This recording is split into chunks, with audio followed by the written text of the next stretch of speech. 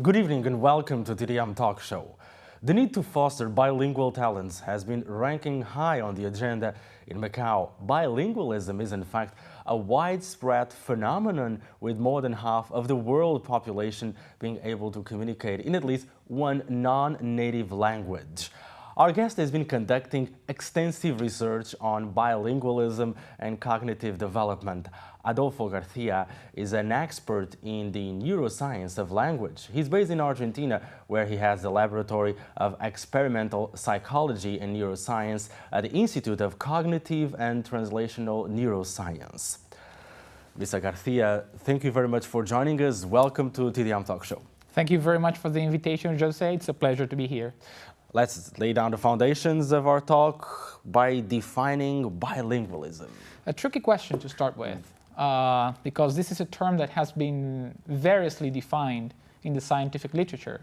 There is no consensus, unfortunately, on how to define this notion.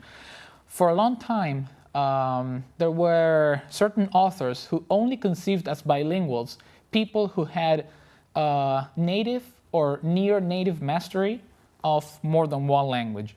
However, that definition is rather outdated right now, and the field has grown more mature, I would say, and now more comprehensive definitions of bilingualism are being favored.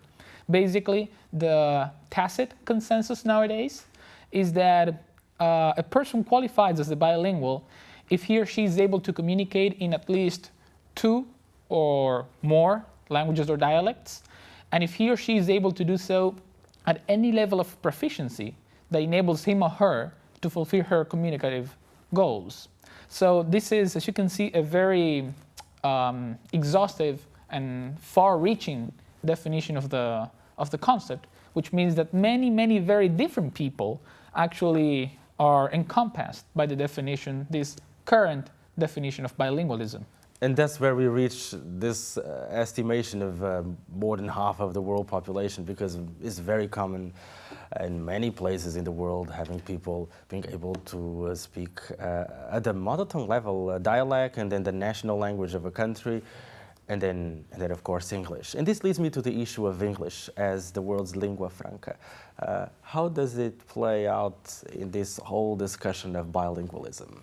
Well, indeed, English is what has been termed the leading world language, but it's not the only one. A world language is nowadays defined as a language that has no well-defined national or otherwise geographical barriers, and in this sense, English has certainly become the lingua franca, but it is, the numbers have been changing in the past few decades, I would say, and you have Chinese and Spanish also, rising in numbers as other world languages. The reason why English has become so widespread is this is not something that you can explain in linguistic or cognitive terms. It's not that a language becomes more widespread because of its internal structural configuration, because of how hard or easy it may be perceived to be, or because of any, let's say, structural, syntactic, or lexical feature it may have. Indeed, if you take a look at English and the other 2 main world languages, Spanish and Chinese, you will see that they are greatly different in terms of their phonology, their vocabulary, their syntactic repertoire. So if you want to look for an explanation about what makes English or other languages so widespread in the world, we need to take a look at more, I would say, general phenomena such as political factors, how English has found a niche in the world of the media, in the world of entertainment, in the world of science. So this goes beyond strictly linguistic factors, I would say. You were singling out 3 languages, English, Spanish, and Chinese, or Mandarin Chinese. And this leads me to the question of bilingual individuals who master quite at a very advanced level 2 of these languages, which are very different. For instance, yourself, you've been conducting extensive research to some extent mostly focused on Spanish, English bilingual proficiency. And here in Macau is highly common to find in Hong Kong, Chinese and English bilingual people in Macau, Chinese and English, and Chinese and Portuguese because of Macau City. So my question has to do with being bilingual in mastering two languages which are so different. In terms of the structure, the resemblance of words, the grammar structure, syntaxes, etc. Right. What's your take on this discussion, analysis? Well, just from our personal experience, as language learners, and anybody who has ever ventured into the task of learning a second or third language, you will see that the wider apart languages are in terms of their structure, their phonology, the way in which language can be pronounced and, let's say, orally perceived. The farther apart they are, the harder it is for us to profit from what we already know from our native language, so as to transfer some of those skills into the newly acquired language. There's interesting research conducted, and in particular, Chinese presents some interesting features. In Romance languages, for example, if you take a look at the neural mechanisms, at the brain mechanisms that are specialized for processing verbs and nouns, you will see that for Spanish, English, French, German, there are partially dissociable neural mechanisms, separate parts of the brain which are specialized in processing verbs and nouns. Basically, verbs rely more critically on frontal brain areas, whereas nouns rely more critically on posterior temporal brain areas. Now, in Chinese, something interesting happens, because in Mandarin Chinese, there is no explicit morphological distinction between nouns and verbs. Just by taking a look at the ending of a verb or a noun in Spanish, even if you never came across that word, you can recognize it as either a verb or a noun. The same does not hold just by taking a look at a decontextualized word in Chinese. And what happens is that if you then take a look at the brain of Chinese speakers, you will see that there is no neural differentiation between the circuits that subserve processing of verbs and processing of nouns. So this is not something that is just reflected in the external structure of the language, or something that we just anecdotally feel, but there are actually neurocognitive correlates of the differentiations or lack thereof of these grammatical categories, at least. Very interesting, and this reminds me this book by Nisbet called Geography of Thought, where this author explores and ventures into whether it's a world primarily made of verbs or nouns by conducting research on Chinese and Korean children on the one hand and on American and Canadian children on the other hand. You can find very interesting stuff while conducting that kind of research. You can certainly do. And actually, something that we are working very hard on in my lab, and we've been conducting extensive research on this topic for the past 5 years, is on the relationship between verbs and a subset of verbs, which we call action verbs. That is to say, the verbs that denote bodily motion, verbs like jump, run, grab, and the motor circuits of the brain. For many years, different trends in linguistics and cognitive science depicted the language system as if it were completely independent of non-linguistic mechanisms in the brain, as if language were self-contained in an isolated module or box. However, what we've been discovering in recent years is the following. When you hear a word such as jump or run or kick, that is to say, verbs that denote movements of your legs, there are differential peaks of activation in the portions of your motor cortex that are engaged by actual movements of your feet. And the same thing when you perceive verbs that denote manual movements, such as grab or sign or erase, there are peaks of activation in the portions of your brain that are responsible for enacting manual movements. So what we are seeing is that there is a very tight connection between the specific concepts that are denoted by certain words and neurological circuits that are specialized in processing the actual experiences that those words denote or evoke.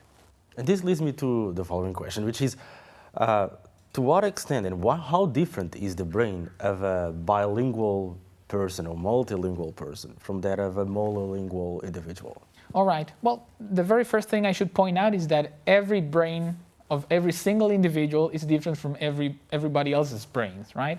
Now, that being said, a lot of research has been conducted by pulling together monolingual individuals on the one hand and bilingual individuals on the other, matching them, making sure that the two groups were similar in age, gender, educational level, and taking a look at whether their brains were different in 2 or 3 ways, structurally, and then in terms basically of their functional properties.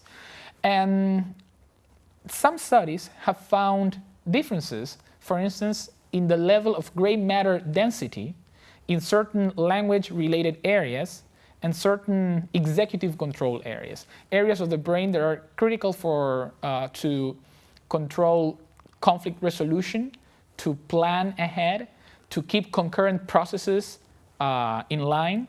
So some studies have found that bilinguals are characterized by, let's say, larger proportion of gray matter in those brain areas, such as the basal ganglia, the anterior cingulate cortex, and parts of Broca's area.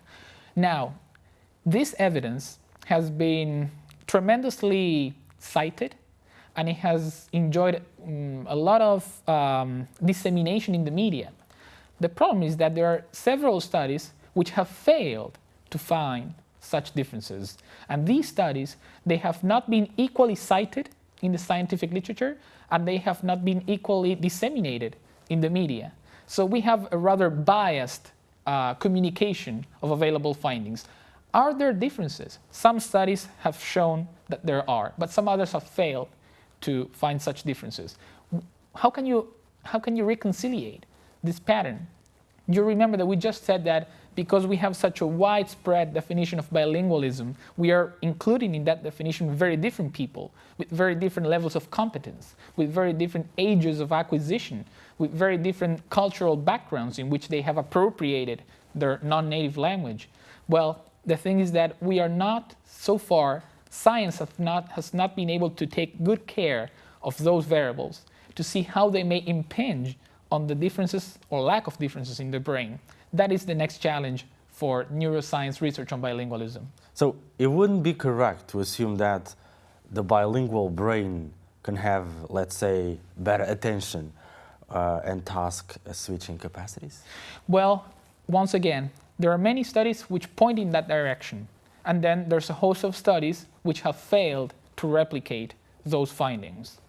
I believe that the question is not really whether there are advantages associated with bilingualism or there are no advantages. If you frame the question that way, it's just a yes or no. And I'm afraid that the bilingual brain and bilingualism as a whole is much more complicated than just a binary, polar yes-no dichotomy. The thing is that there are variables, such as the level of proficiency, such as the years of exposure to the non-native language, that may actually determine whether some systems in your cognitive repertoire have become entrenched sufficiently so as to be better than those of monolinguals or not. Do we know which those variables are and how they precisely play a role in these factors? Not yet. But as I just said, I believe that in future years, more fine-grained research will be able to give us a more precise answer to this question. Still talking about your research, what have you found when it comes to the link between bilingualism and cognitive development? Well, something that we have worked on, in particular at my laboratory, is comparing a very specific type of bilinguals who are translators and interpreters, professional translators and professional interpreters, in comparison with non-translators and non-interpreters, let's say everyday bilinguals, if you want to call them that. And this is a very interesting thing because what you have here is, in particular with simultaneous interpreters, is a very interesting model of a bilingual individual who is constantly subjecting his bilingual system to very extreme, stringent processing demands. And we have been using electroencephalography, for instance, applying electrodes right on the surface of the scalp and measuring different patterns of neurophysiological modulations that occur when people are reading words in L1 or in their native language or in their non-native language, and when they are translating words from one language into the other in both directions. And something that you can appreciate when you take a look at these data is that even when the speed that interpreters and non-interpreters require to read a word or to translate a word is the same, even when they do it with the same level of accuracy, let's say outwardly, there seem to be no differences. But if you take a look at the brain activity patterns that underlie that behavior, there can be massive differences in terms of which neural mechanisms are being recruited to perform what is essentially the same task, and even if it has the same final result. Now, a question which I believe would be highly cherished by many of our viewers who have bilingual children. But we're talking also about education, but can we say that bilingual children are natural-born translators or natural-born interpreters, or not necessarily? Well, only if you assume a very, let's say, lax definition of translators and interpreters. As it happens, there's actually what is known as natural translation. That is to say, every bilingual individual, just by virtue of having access to two languages and being able to find associations between those two languages, can establish correspondences. They can tell you, what is this? This is a glass and it's a vaso.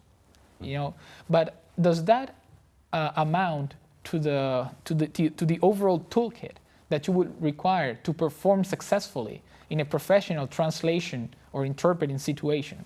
Of course not.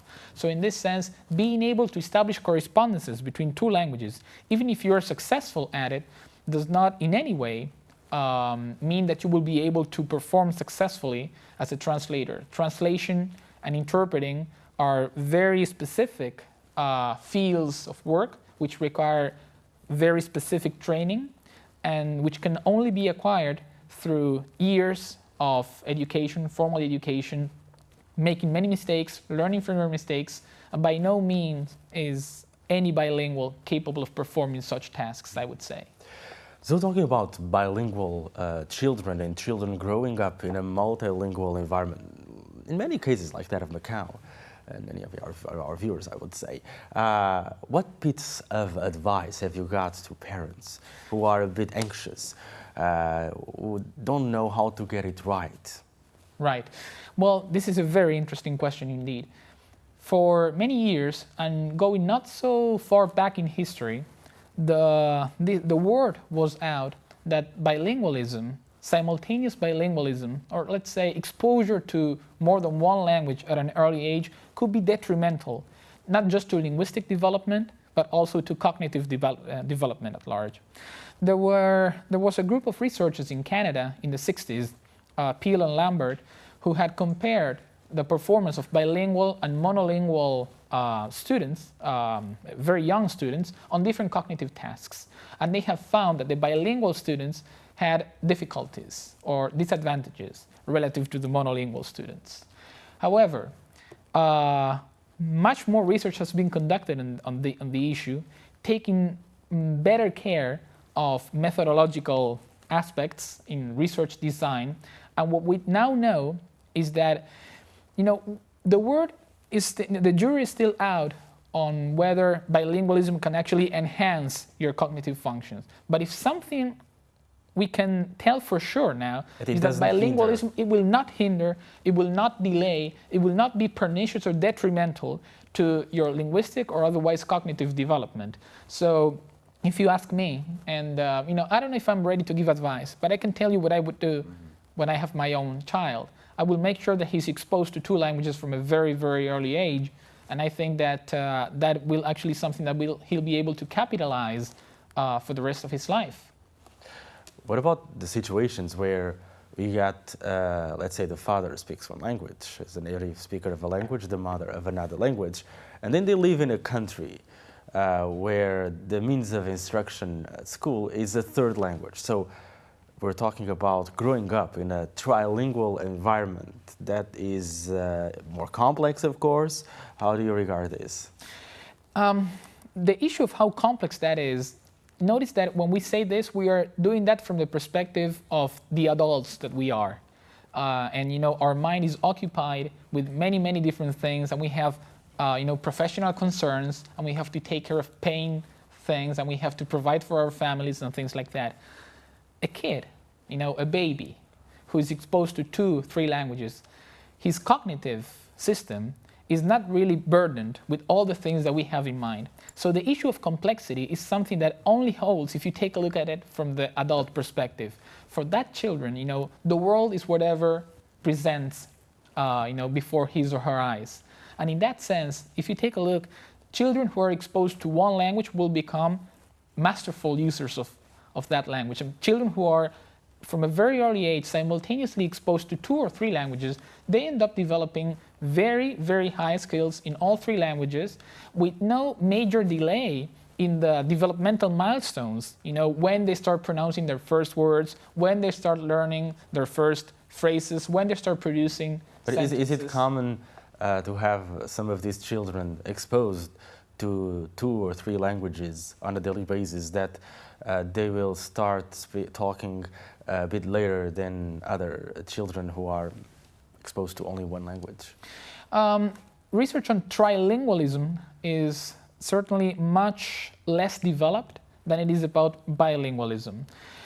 A rather robust result in scientific research on these matters is that bilinguals, if you take a look at the vocabulary repertoire that they have, how many words they know in their native language or in their non-native language, compared to how many words a monolingual user, a monolingual child who speaks either the non-native language or the native language, the bilingual child usually has a disadvantage.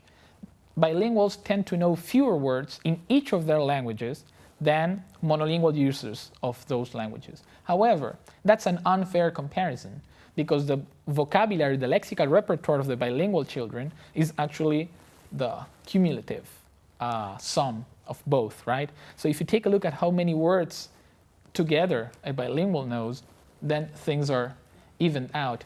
So it's only by comparing these things with the monolingual child that you may perceive that this bilingual child does not know as many words, or he's not as fluent as a monolingual child.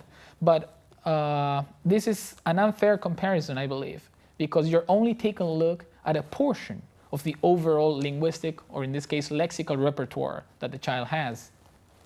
In your studies, have you come across best practices when it comes to the education system, a system which is capable of responding to the needs of these bilingual, multilingual children? Well, I cannot speak for all educational systems, but bilingualism is a hot topic in the agenda of curriculum development in, I would say, most countries around the world. In Argentina, for example, bilingualism is a key requisite of the formal compulsory curriculum since primary school. It does not have as many hours as one perhaps would expect, but certainly it is an issue. Usually, the languages that are more systematically represented in educational systems are world languages, in particular English, as you might expect. But there are certain provinces, not just in Argentina, but in other parts of the world, which also foster the development of Aboriginal languages, which may be relevant to the dynamics of the communities in which those students are inserted. So I believe that bilingual education is actually, it is first of all a reality, and it's, I would say, an increasingly pressing reality, in the sense that if the world is becoming increasingly bilingual, and certainly you could do far worse than fostering bilingualism since early education. And to have a successful bilingual approach to bilingualism or multilingualism, would you agree that you need to provide context, interaction, exposure, immersion? Absolutely so. Absolutely so. You know, for many years, foreign language classrooms were based on what is called the audiolingual method. Basically, you know, sitting and doing exercises and listening to audio tapes and repeating things until you got them, let's say, perfect. But you know, there's certainly usefulness to repeating things and doing drilling exercises and completing sentences and thinking about the grammatical patterns of the language. That all helps, but that is not even close to the whole story. The way in which we use language is situated. That is to say, we use language to communicate, to fulfill specific communicative goals, to achieve certain things in life, and we interact with language. When we use language, you know, with the possible exception of when we are in the shower and we are, you know, singing to ourselves or just speaking to ourselves, we are using it in a dynamic, ever-changing context. The more closely you can replicate those conditions by providing real-life situations, a real goal behind the task that the student is being asked to perform, the greater the chances that the acquisition of that linguistic information will be entrenched and will be more easily retrievable in future circumstances in which it may come, it may become relevant or needed.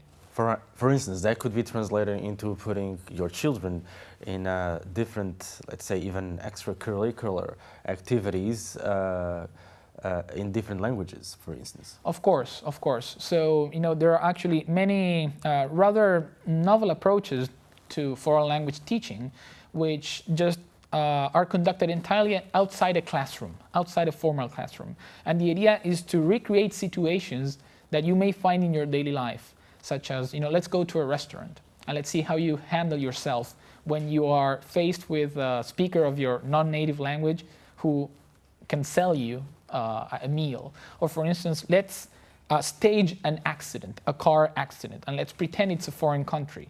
And everybody will speak only your non-native language. How do you handle that?